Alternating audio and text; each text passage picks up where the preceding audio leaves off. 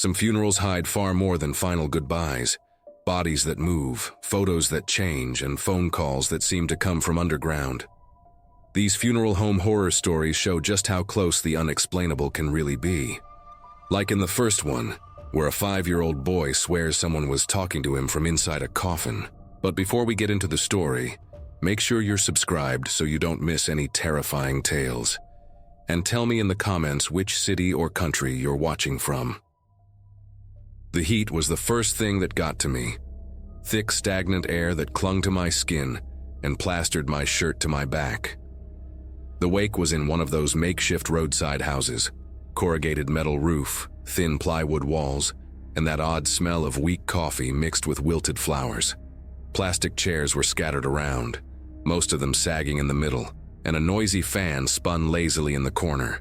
The casket sat right in the center of the room, open, with that little glass window in the lid. It was one of the simple ones, varnished wood with a finish that looked rushed. Around it, a few candles in glass jars flickered in the breeze from the open door. And there, off to the side, sitting on the floor with a toy car in his hand, was the neighbor's kid. A little boy, maybe 5 years old. No one was quite sure why he was there. They said his mom hadn't had anyone to leave him with. The boy didn't seem bothered by any of it. While the rest of us stood in silence, staring at the body inside the casket, he ran back and forth across the room, giggling softly, dragging his fingers across the glass like he was playing a game of guessing shapes in the fog. Then suddenly he stopped. He just stood there, his tiny hand pressed against the casket, his eyes fixed on that dark space between the dead man's chin and the white satin pillow. And then he smiled. Not a happy smile, not a scared one. The kind of smile you see when someone's looking at something no one else can. I was sitting nearby and could hear him murmuring. I leaned in closer and listened. He said, "He's teaching me how to count."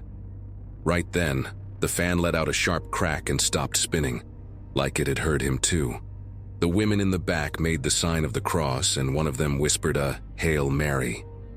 The boy's mother reached for his arm, but he didn't budge. He stayed there, forehead almost touching the glass like he was listening to something. But there was no sound, no music, no whispers, nothing.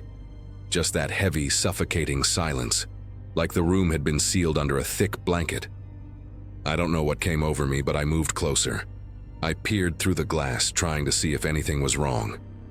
That's when I noticed it. In the bottom right corner, just inside the glass, there was a mark, a small semicircle, like someone had dragged a finger across it from the inside. Fresh, like when you draw on a foggy car window. And then, 3 taps, dry, short, from inside. I jumped back. Someone gasped. The dead man's father stood up, thinking it was some kind of joke. But when he saw the boy standing there, dead serious, eyes locked on the glass, his face went pale as paper. No one could move. It felt like we were intruding on something we weren't meant to see. And worse, something inside was awake. After a while, things seemed to go back to normal. Well, the fan started up again, still a little shaky, and the boy went back to his corner with his toy car. But no one could relax. The chatter died down. The room stayed in a constant hush, like everyone was afraid to speak too loud and draw the attention of whatever was in there. Later that afternoon, as some people refilled the coffee and others picked up fallen flowers, one of the funeral home workers came to change the cloth under the casket. That's when he noticed something strange. When he lifted the lining, there was a strip of torn yellow tape stuck to the wood. On top of it, old stickers, the kind you'd find on a kid's toy. A faded gold star and a scrap of blue paper that looked like it had been ripped off in a hurry. And underneath, almost invisible, a small circular mark like something small had been left there for a long time. We just stood there, not knowing what to think. The old man inside was well known, had died of natural causes. No one suspected anything. But that casket, it felt like it had belonged to someone else before. And not just anyone. Those stickers weren't from an adult. One of the funeral workers started sweating. He muttered something about reusing caskets in poorer towns, especially in small communities. Said sometimes they just replace the lining and call it good. And in this case, maybe the casket had been used before, to bury a child, The problem was, the boy, the one with the toy car, came back. This time his hands were dirty, covered in fine gold dust, like he'd been scraping at old varnish or the wood itself. His mother asked where he'd been, but all he said was, "I was listening to him again." He pressed his forehead against the side of the casket, right where the glass was. He did it so calmly, like he was trying to hear something from inside. No one had the nerve to stop him. And that's when I started to feel it too. That strange sensation, like someone was breathing from inside the wood. Not a sound, not a noise, just the heat gathering in one spot. Barely there, but undeniable. A warm energy, like the hot breath of someone standing too close. Without thinking, I put my hand on the side of the casket, just to make sure I wasn't imagining things. But I wasn't. The heat was there. Faint, but it shouldn't have been. The wood should have been cold. The fan was blowing right on it, but it pulsed, like it was alive. Someone spoke up, louder than they meant to. "What if we open it just to check?" An older voice cut in, firm. "Leave it closed. That's the end of it." It was the rule. And no matter how strong the urge to uncover the unexplained, no one wanted to be the one to find out. Whatever was in there seemed to know we knew. And for some reason, it chose to stay quiet. For now. I still had my hand on the casket when I felt a slight vibration, like a faint touch from inside. I pulled my hand back fast, my heart racing. The boy, though, didn't flinch. He kept his forehead pressed against the wood, whispering something too low for me to hear. The people around us weren't hiding their fear anymore. Two women started praying. Another pulled the boy's mother away. But she just stood there, frozen, eyes brimming with tears. Then the toy car, the one he'd been holding the whole time, started moving on its own across the casket lid. Slowly, like someone inside was pushing it. The sound of the little wheels scraping against the dry varnish was so clear that everyone in the room held their breath. No one was touching the car. And it kept going, back and forth, until it stopped right in the center, on top of the glass. The boy lifted his head and looked at me. He wasn't smiling anymore.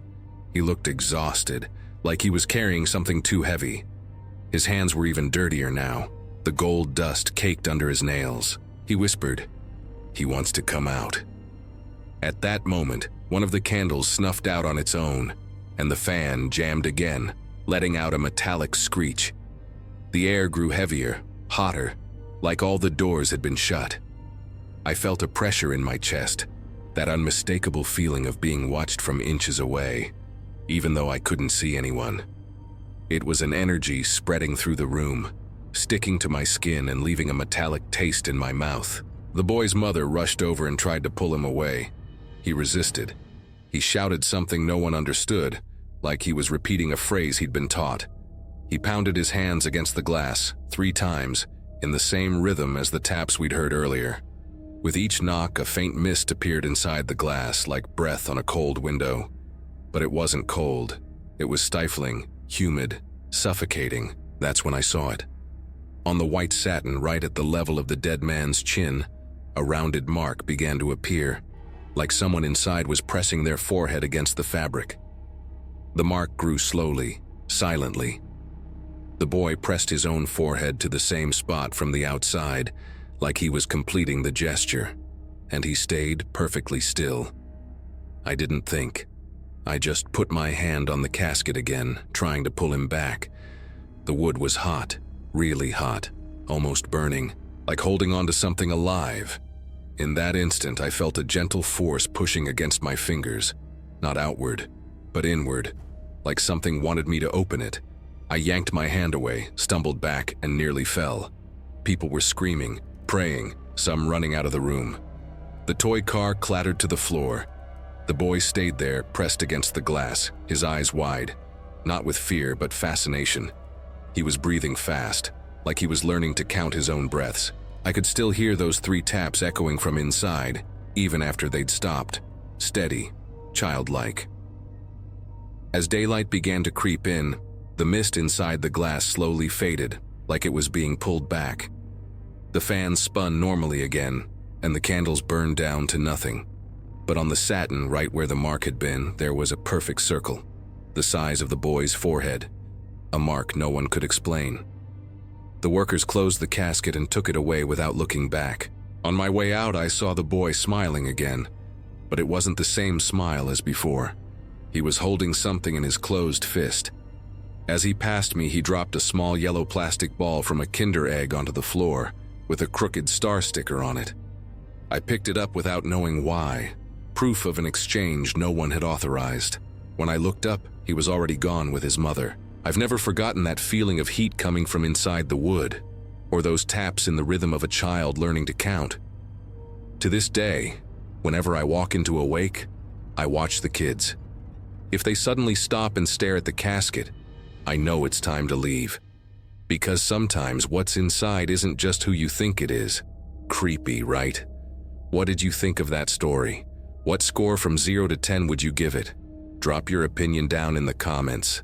It's chilling to think that even a child can sense what no one else can, and that something inside a coffin might still be trying to reach out.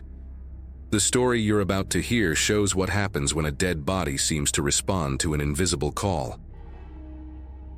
Some things you only understand when you live them, and even then, some things you live through, and choose to pretend you never did.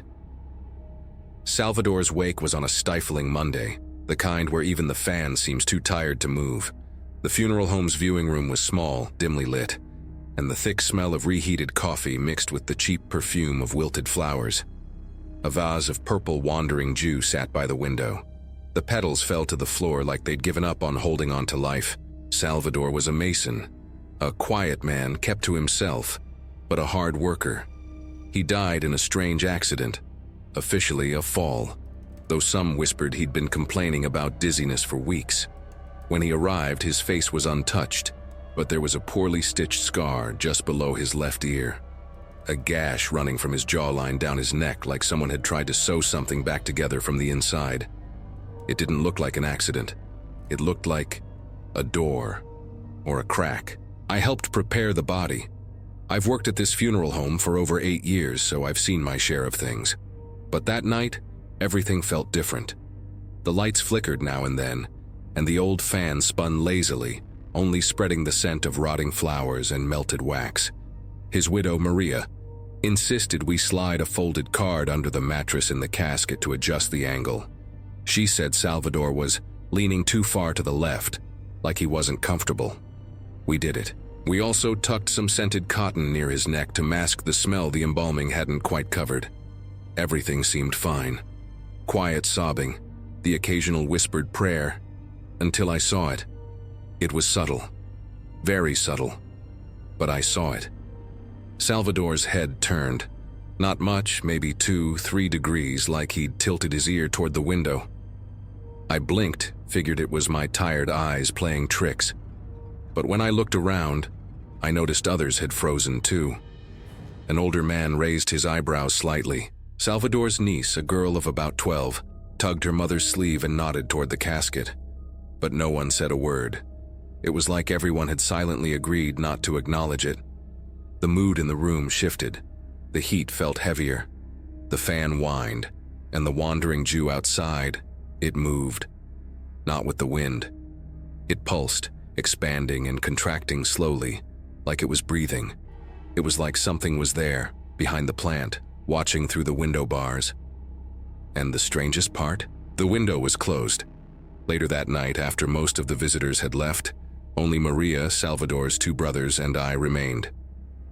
One of the brothers dozed in a corner.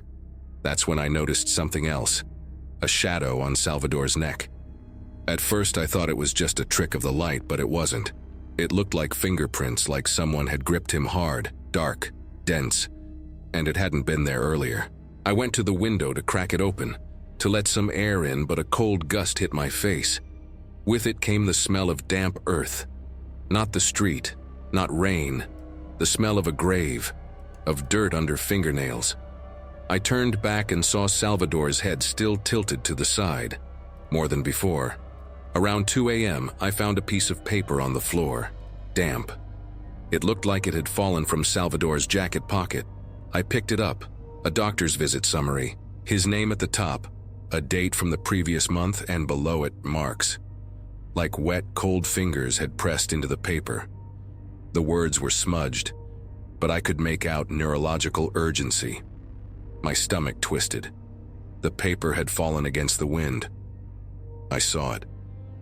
I went back to the casket. His head was now turned nearly 10 degrees, his ear pointed straight at the window. The rest of his body was still, but his face, it looked like it was listening. There was tension in his jaw, like someone was still waiting to hear something. Maria stood up, stared at her husband for a moment, and said only, "He always did that." Tilted his head when he wanted to hear something, right? Then she sat back down. But I knew that wasn't it. I tried to gently turn his head back to center, using a cloth to avoid leaving marks. I moved it slowly.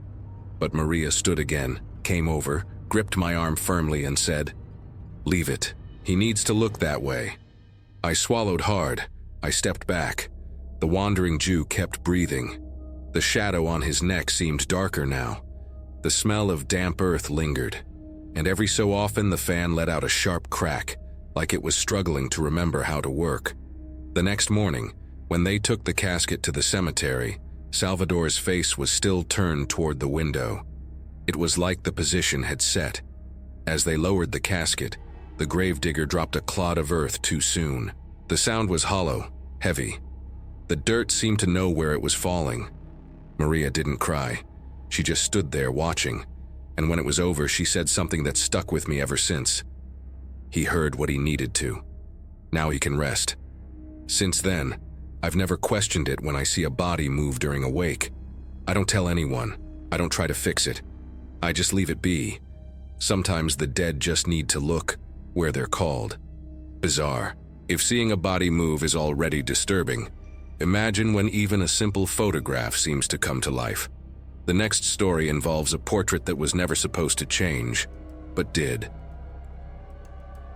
That night didn't start off weird. It seemed like just another simple wake, the kind you attend out of respect without getting too involved. The deceased was Don Julian Morales, a man well known in the small town where my aunt runs a funeral home. Word was, he'd owned several bakeries, a bit of a stern guy, but generous to those he thought deserved it. I was there covering a shift for a no-show assistant. My job was basically to keep things in order through the night. Refill the coffee, check the candles, keep the place tidy. I'd done it before. And honestly, night wakes are usually quieter than daytime ones. Most people leave early, and those who stay just want a place to sit and pray in silence. But that night, something had been off since I got there. A low hum from the ceiling fan, spinning lazily above the chairs. It sounded normal, but the noise stood out in the quiet like it had a life of its own. Then there was the rosary left behind on the wooden kneeler next to the casket. Beads were missing, as if someone had prayed halfway through and just stopped. And then there was the photo. That damn photo. It was a portrait of Don Julian in his 60s, hair combed back, light-colored shirt. The kind of picture families rush to print for the easel at the wake. But what caught me off guard wasn't the photo itself, but the difference between what I remembered, the faint forced smile, and what I saw when I passed the easel a second time. The smile was gone. I'm not exaggerating. The first time I looked, Don Julian just seemed serious with the slightest hint of a smile, like he was at peace. But when I came back from the kitchen with a glass of water, his face looked angry, furrowed brows, lips pressed into a hard line, eyes half-lidded like he was judging me. I thought it was just exhaustion. The yellowish light in the room could distort things, especially with the fan casting shifting shadows on the walls. But then I did something stupid.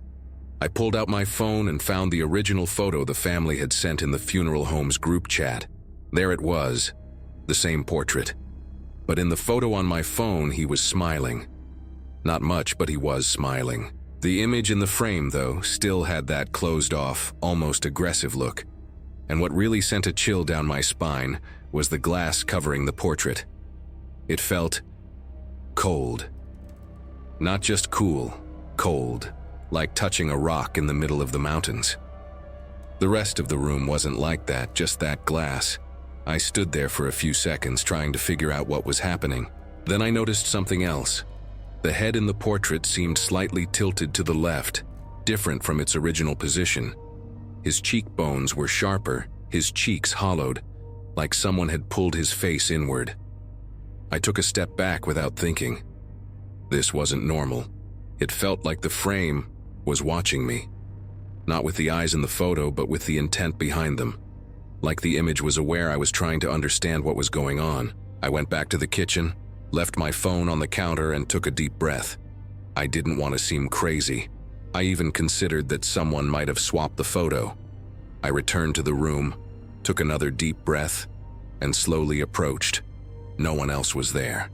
Just a couple asleep in the plastic chairs and a kid, maybe 7 years old, snoring with his mouth open, a blanket pulled up over his eyes.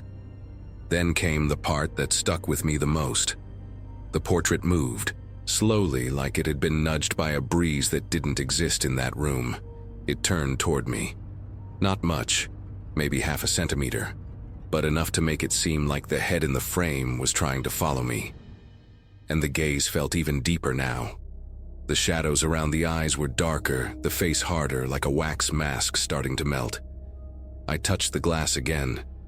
Still ice cold, but now it felt like the cold was spreading up my arm. My elbow even started to tingle. Stepping back was instinctive. I don't know if it was fear or that kind of discomfort you feel when you're somewhere you're not welcome. A negative energy hung in the room, thick and silent. You could feel it in the air. And the worst part? Not a single candle flickered. They all burned straight and steady, like the air itself had stopped moving. I looked at the portrait again and noticed something new. The mouth was now turned downward, like he was disgusted by something. It wasn't anger anymore. It was contempt, a mix of disappointment and revulsion. It's hard to describe, but the face looked less and less like the original photo, and more like something wrong. The eyes seemed larger, the nose narrower. And for a second, I swear the features almost disappeared. The forehead smoothed out, the eyes turned to shadows, and the face blurred into something unrecognizable. That's when I started to think something was seriously wrong with me. But everything changed when I looked again and saw myself in the portrait. It wasn't Don Julian anymore, it was my face, my features. But I was wearing the same dark suit he'd been buried in, hands crossed over my chest, with that blurry studio background. I froze. I didn't know what it meant, but my heart was racing. The frame stared at me like it was saying, "You shouldn't have seen this." And then, something moved inside the casket. The sound was sharp, like wood creaking under pressure. It wasn't loud enough to wake anyone, but it stopped me in my tracks. It came straight from the closed casket, like something inside had shifted. The couple kept sleeping in their chairs, and the kid was still snoring.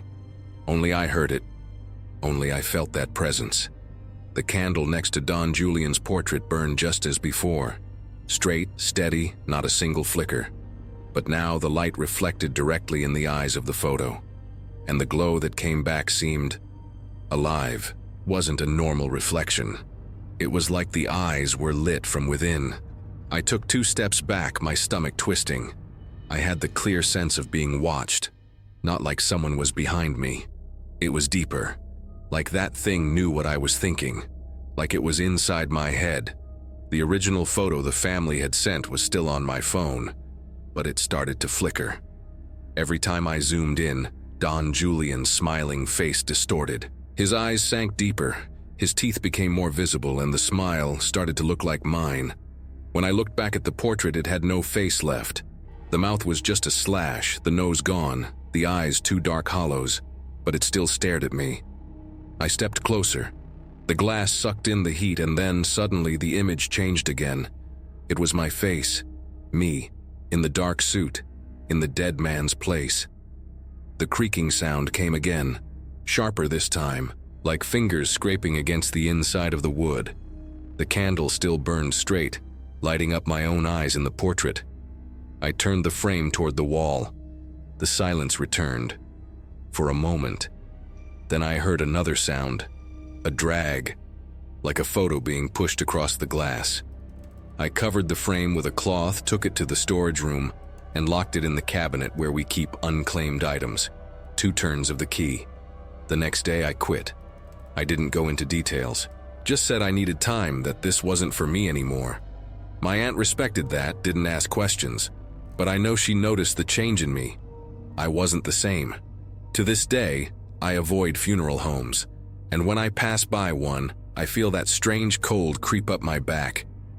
The phone with the photo? I threw it away, but sometimes when I look at old pictures in my computer's gallery, I think I see the smile tightening in the background, like it's still trying to reach me. Like the memory isn't just a memory. Like something was corrupted and now it's lurking there, waiting. Scary, huh? Sometimes you don't even have to touch anything to feel that something's watching you. Like in the next story where an unknown presence shows up at a funeral and forever changes the way that family says goodbye to their dead. But before we continue, if you've made it this far, that means you're enjoying our stories. So go ahead and hit that like button to let YouTube know you want more horror content like this, and never miss another terrifying tale. Something was off about that wake from the very beginning. And trust me, I've worked at this funeral home for over 8 years. I've seen it all. People crying over the wrong casket, folks fainting on top of the body, even full-blown fights over inheritance in the middle of the service. But that night made me question whether I really wanted to stay in this line of work. It was a stifling Friday evening. The forecast said 68 degrees, but inside the main viewing room, it felt like the AC was just blowing hot breath. The wake was for Adrian, a 29-year-old guy who died in a motorcycle accident. His family was devastated, obviously. His mom was inconsolable, clutching a rosary and a picture of the Virgin Mary, while his dad, quieter, tried to keep it together.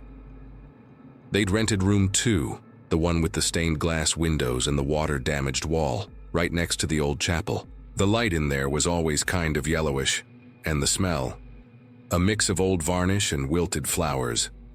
I remember arranging the last of the flowers when she walked in. No one saw where she came from, but suddenly, there she was. An elderly woman, all in black, a veil covering her face like she'd stepped out of an old horror movie. The weird thing? No one asked who she was. Not a relative, not a friend, nothing. She just walked up to the casket, leaning on a dark wooden cane, each step seeming to take effort. And the strangest part? She never blinked. She just stared at Adrian's body with a faint smile, like she recognized something, or someone. That's when I noticed the first odd thing, the temperature. Out of nowhere, the room turned freezing. Not, oh, there's a draft cold. I'm talking breath fogging in the air, people shivering, candles giving off a strong smell of burning wax. One woman complained the AC was blasting. I checked the control panel. It was off, completely off. And outside it was still hot. I went back into the room trying to act normal.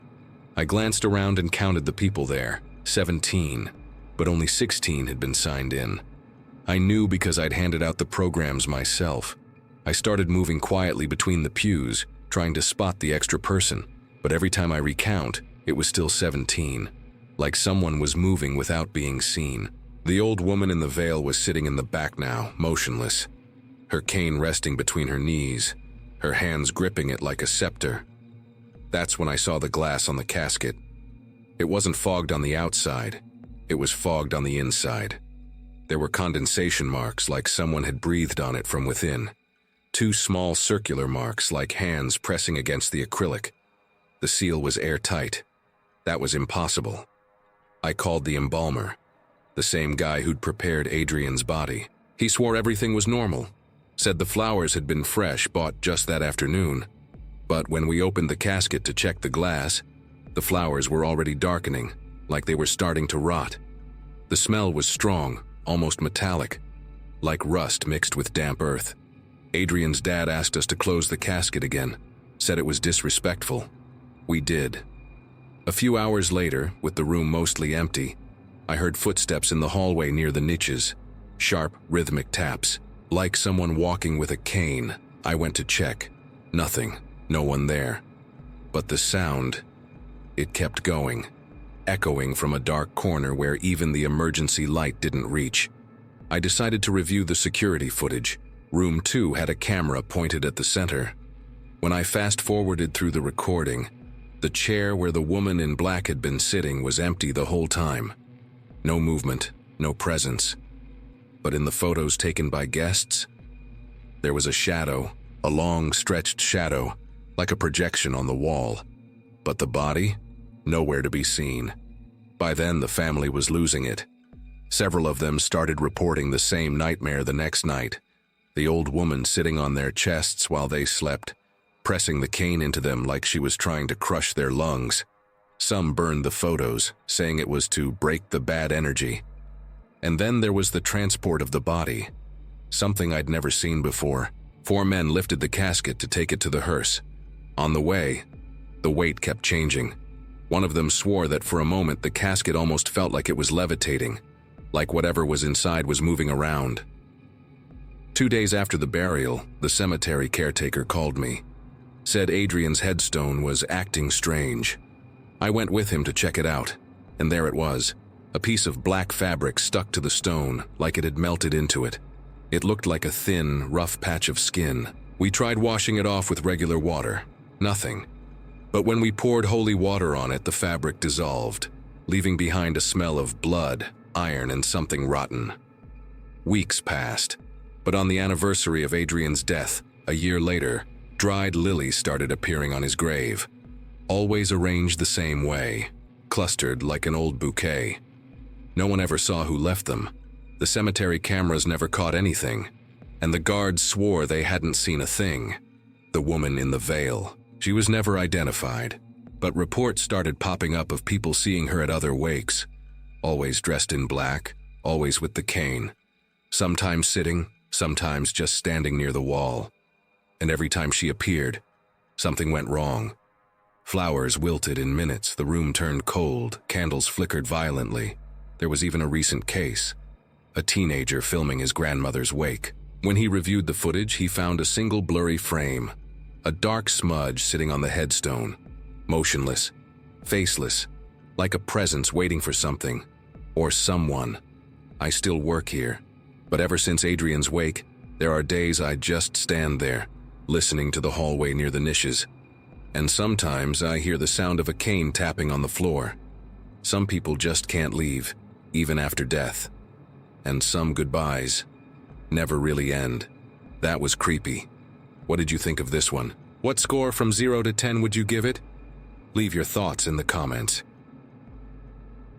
I remember the heat like it was yesterday, the kind of sun that feels like it's peeling your skin off, drying you right down to the bone.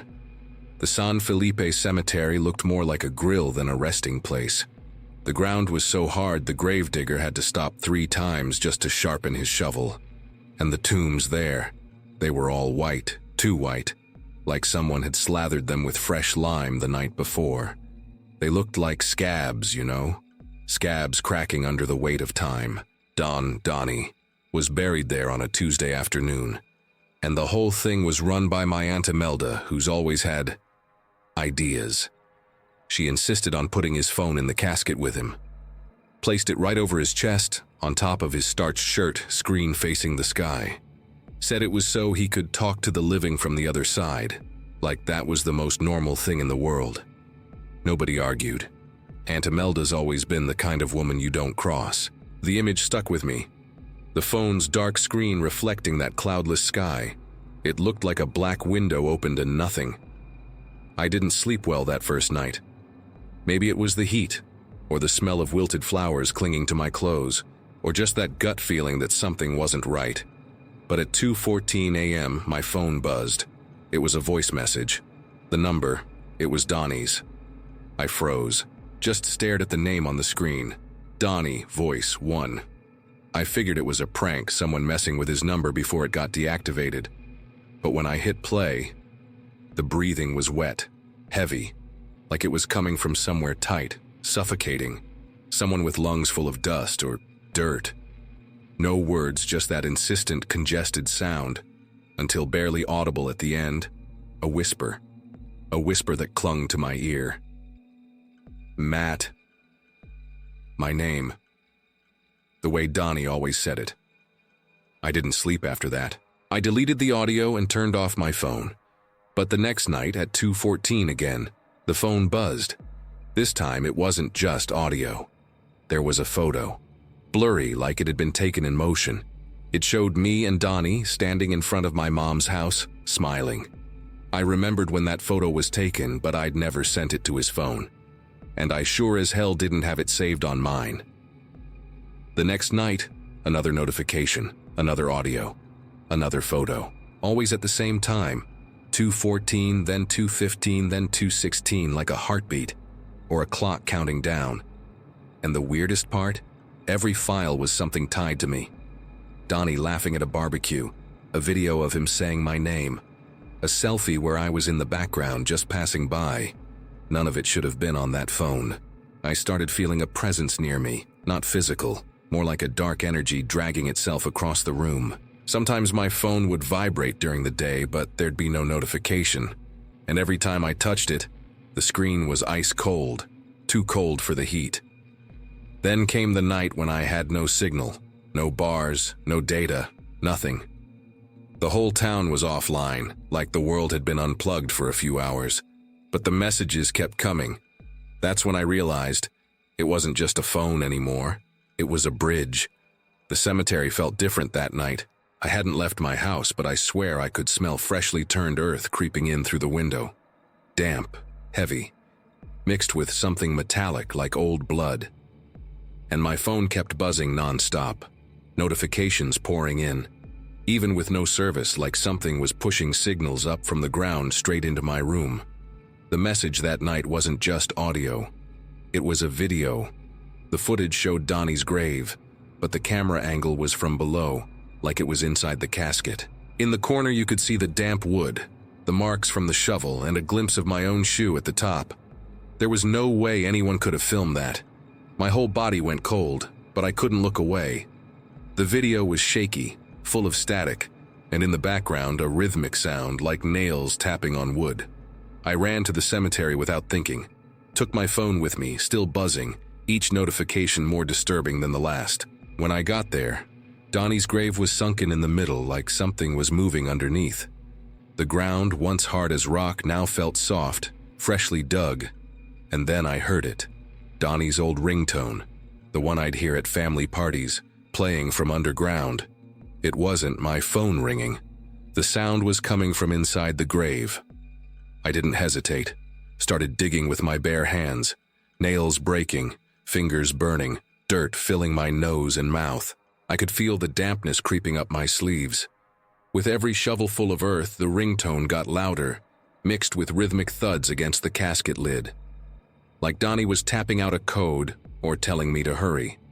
When my hands touched the damp wood, I heard my name clearly from inside, dragged out like it was being pulled from lungs full of mud. Matt. And at that exact moment, my phone buzzed again. A new photo had come in. It was me, leaning over the open grave, screaming. But I didn't remember screaming. The casket lid began to creak. I stumbled back, but something cold grabbed my wrist from below. It wasn't a hand. It was like the wood had turned soft and something was pulling me, trying to use my skin as a bridge. I threw my phone away and kept digging, but a sudden flash lit up the cemetery. Donnie's phone was now on top of the headstone, clean, gleaming, the screen icy and lit up with a single message. Matt, answer. I couldn't bring myself to touch it, stepped back, tripped over the dirt and fell. I remember feeling a cold wind rising from the hole, smelling of sealed graves. Then everything went black. When I woke up, I was in the town square, covered in dry dirt. My nails were caked with filth, my clothes torn. Donnie's grave was open and empty. No sign of the phone, just photos scattered on the ground, printed like they'd come from some old machine. Every single one showed my face, but blurred out, like someone had smeared black ink where I should have been. I switched to a basic phone after that, no camera. But every night at 2:14 a.m., I hear heavy breathing calling my name. Doesn't matter if the phone's off. Doesn't matter if it's far away. The call was never ended. Last week, the police showed up. Confiscated my old phone. said the stuff on it was too disturbing to be out there. They never told me what they saw, but sometimes I catch them watching me in the square, like I'm part of the case. They don't know what I know. The line between life and death? It's just a call on hold. And I'm still on the other end of the line. Stories like this make it feel like the line between the living and the dead is much thinner than we imagine. If you've stayed with me until the end, write in the comments, "Call from the grave." That way I'll know you made it all the way through. Subscribe to the channel so you don't miss any new stories, because there's always something strange waiting for you here. And don't forget to hit that like button. It helps keep our dark little conversations alive. And before you go, there's another video right here with more chilling stories. Click and keep watching. Who knows what's waiting for you in the next one?